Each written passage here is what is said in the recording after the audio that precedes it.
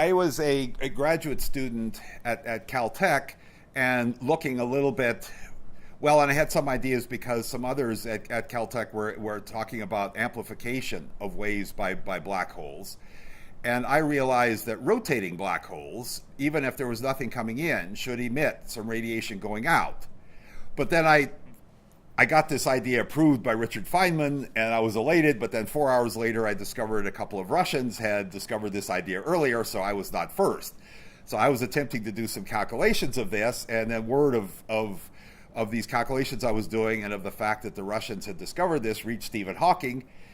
He liked the idea, but he didn't like the way that they derived it, the way they worked it out mathematically. So he decided that he would work it out mathematically, and he found that not only rotating black holes emit, but that even non-rotating ones emit.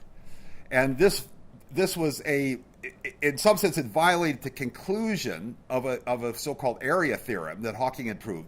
Assuming certain things about energies, Hawking had proved that black holes can only get bigger. The area of the surface of the black hole, called the event horizon, can only get larger.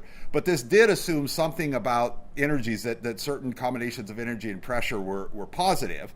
And it turns out that quantum mechanics violates this assumption. So it's not that Hawking's theorem is wrong. The theorem says if A, then B. In this case, the A was wrong, and therefore the B was also wrong. So it turns out that the black holes actually could emit, and they could shrink in area.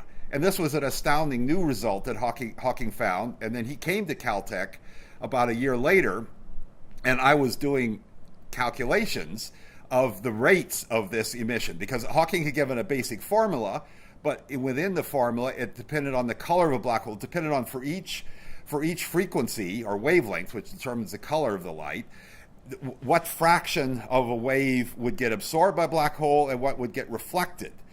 And once you knew those, you could figure out how fast the black hole evaporated. So as Richard Feynman did in summarizing my thesis, he said that Don Page calculated the color of a black hole.